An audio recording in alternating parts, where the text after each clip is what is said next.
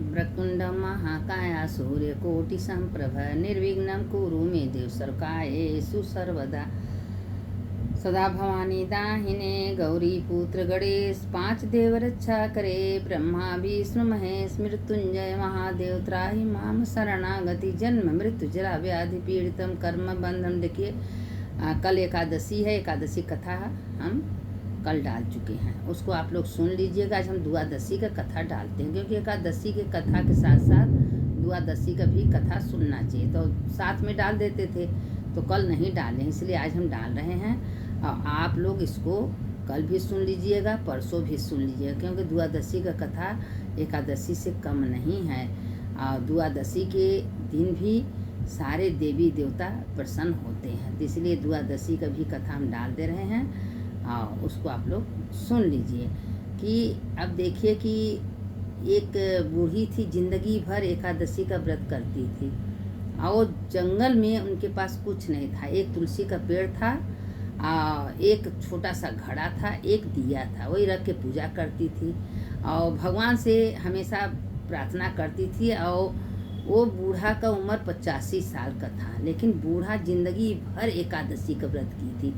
इसीलिए बूढ़ा के तपस्या से नर नारायण और लक्ष्मी नारायण और गौरी शंकर सीताराम सब बहुत खुश होते थे कि इस उम्र में ये एक श्रद्धा से प्रेम से वो बूढ़ा क्या करती थी कि दशमी के दिन कुछ भी मिलता था एक टाइम भोजन करती थी, एकादशी का व्रत करती थी, द्वादशी को एक टाइम भोजन करती थी। अब भगवान का सिंहासन डोलने लगा, कितना तपस्या पृथ्वी पर कौन कर रहा है। और जब भगवान महादेव सन्यासी रूप में बट वृक्ष के नीचे आके बैठ गए।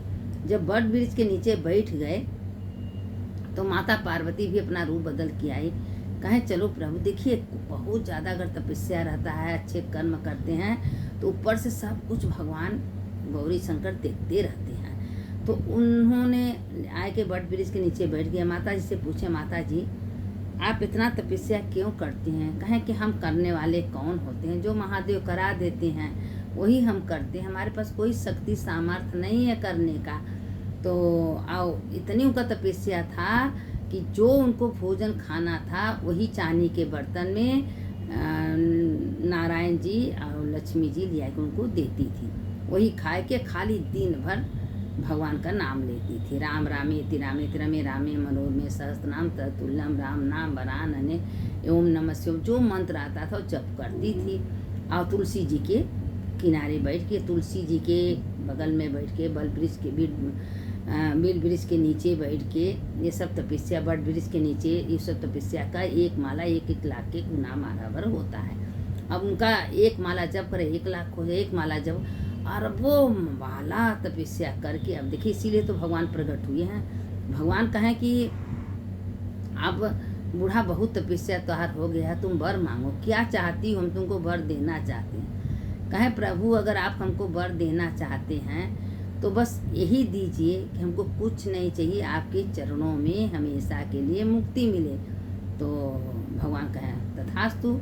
उसी समय बूढ़ा का आत्मा निकल के महादेव में समा गया, और जो पार्थिव शरीर था वो महादेव अब गौरा पार्वती मिल के उनका दाह संस्कार किए, चंदन के लकड़ी से, सुगंधित चंदन से करके। और वो जो जब उनका आत्मा निकला तो उधर दौरे नर नारायण ब्रह्म सरस्वती सब आए, 33 कोटि देवी देवता के। भाई इतनी तपस्वी बूढ़ा थी, उनको तो सोने के भी सिंहासन पर बैठ के जाना है। तो महादेव कहें कि उनका है ही कहाँ है आत्मा, उनको तो आत्मा हम अपने में समा लिए हैं। तो कहें क्यों? कहें भाई यही वरदान मांगी थी, प्रभु हम जीवन भर के लिए हम आप में समा जाए, हमारे में समा गई, वो शिव बन गई। कहें शिव बन, कहें शिव में बनाए समाए गई तो शिव बन गई। तो देखिए कि वो एकादशी का नियम से अब कुछ नहीं करती, सिर्फ एकादशी का व्रत नियम से करती थी, दशमी एकादशी द्वादशी, और हमेशा यही तरह करती थी।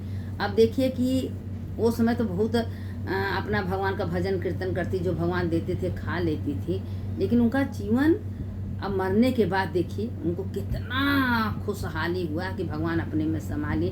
तो जो लोग कहते हैं ना कि कुछ भी लोग लेके नहीं जाते, एक सुई भी नहीं लेके जाते, बहुत कुछ लेके जाते हैं। क्या लेके जाते हैं? आपका धर्म, आपका पुण्य, आपका सत्संग, आपका जो अच्छे कर्म किए हैं वही सब आपके साथ जाता है। कह दो भाव महादेव आपका चीज़ आप करवा दे रहे हैं। हम आप लोग से पहले भी बोले थे कि एक शराबी था, कुछ नहीं करता, खाली 10 कदम मंदिर में गया था, 10 मिनट का उसका पुण्य हुआ था। इंद्र के सिंहासन पर भगवान उसको बैठाए थे, पूरा इंद्रासन दान कर दिया। दान करने के बाद उसका इतना पुण्य बढ़ गया कि राजा बलि बनते। ये बताइए कि अगर भगवान को निमित्त करके अगर आप अच्छे कर्म कर रही हैं, स्नान है, दान है, जप है, तप है, सत्संग है, दिन रात उठते बैठते भगवान को प्रार्थना करिए, प्रभु बुरी हूँ, भली हूँ, आपकी बेटी हूँ, जैसे आप रख रहे हैं दुनिया में वैसे हम रख रहे हैं। प्रभु मेरे पास क्या है? हम तो कुछ लेके नहीं आए हैं, खाली हाथ आए हैं, खाली हाथ जाएंगे। जो आपने दिया है हम आपका ही दिया पहन रहे हैं, खा रहे हैं, उड़ा रहे हैं, दे रहे हैं। मेरे पास क्या है महादेव? कुछ नहीं, सिवाय अर्पणम, सिवाय अर्पण करके सारा काम करिए। आपका न दुख होगा, न सुख होगा, न नरक होगा, न स्वर्ग होगा, न आपका अभिमान होगा, क्योंकि महादेव को अर्पण कर दिए। महादेव जाने, महादेव का काम जाने। इसीलिए लोग कहते हैं कि जब हम अच्छे कर्म करते हैं तो भगवान को समर्पित कर देते हैं। अब देखिए कि एकादशी का व्रत करके, तुलसी जी का पूजन करके, तुलसी जी का दीप जलाए। एकादशी के दिन तुलसी में जल नहीं देती थी और रविवार के भी जल नहीं देती, दीप दान जरूर करती थी। तो दीप दान का क्या महत्व है हम आप लोग को ये बता रहे हैं। जो हम लोग दीप दान करते हैं, गंगा के किनारे है, तुलसी जी के नीचे है, बल वृक्ष के नीचे है, बेल पीपल के नीचे, ये सब जो दीप है वो हमारे जब आत्मा निकल के जाता है तो ही दीप जो यमराज कहते हैं कि जाओ, हम अपने गढ़ को भेजते हैं कि ये पूर्ण आत्मा आया है, दीप जलाया है तुलसी के नीचे, वृक्ष के नीचे, गंगा के किनारे। तुम इसको आगे आगे, वो बत्ती जो दिया है वो आगे आगे चली जाती है। और जो हम लोगों का कर्म है उसके पीछे पीछे था। अगर अच्छे कर्म आप किए हैं तो आपको यही अमृत पानी पिलाते, खिलाते, सोने के विमान में बैठा के ले जाएंगे। और आप बुरा कर्म किए हैं, कभी स्नान, दान, जप, तप, पूजा कुछ नहीं किए हैं, तो आपको मारते, पीटते, घिसराते, चुटिया पकड़ते, नरक से नरक यातना भोगाते ले जाते हैं। जाता है दोनों आत्मा, क्योंकि दुनिया में, संसार में जितना शरीर दिखाई दे कोई रहने वाला नहीं है। एक दिन सबको ये शरीर को यहाँ छोड़ना है। लोग आते हैं शरीर लेके, जाता शरीर नहीं है। वही हमारा कर्म, हमारा जो लोग कहते हैं कुछ नहीं, फूल ही जजात, बस भगवान को अर्पण करके सब अच्छे कर्म करिए, वही आपको कर्म आपको मिलेगा। तो एकादशी का व्रत करिए, द्वादशी का कथा सुनिए, और हमेशा दिन भर सवेरे से राम रामेति रामेति रमे रामे मनोरमे सहस्रनाम तत्तुल्यम। राम शास्त्र में लिखा है कि सहस्त्र नाम जितना आप पाठ करेंगे उतना राम का नाम लेने से मुक्ति मिलेगा। जो कुछ है, सीताराम, गौरी शंकर, सीताराम, राधे श्याम, जो आपको आ रहा है आप जपते रहिए और भगवान का नाम लेते रहिए। विश्वेशम माधवम ढूंढीम दंडपाणिम च भैरवे वंदे काशी गुहाम गंगा भवानी मणिकर्णिकाम।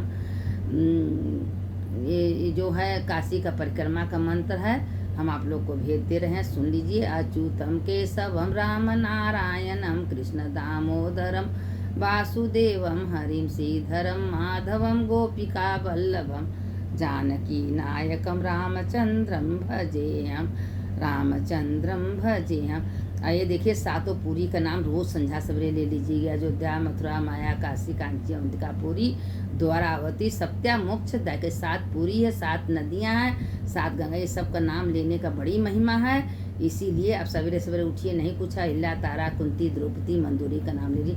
ये 5 शक्ति देवियाँ हैं, ये सब का क्या है, यही सब भगवान का नाम लेते रहिए, बोलते रहिए, कल्याण तो महादेव दिन कर ही देंगे।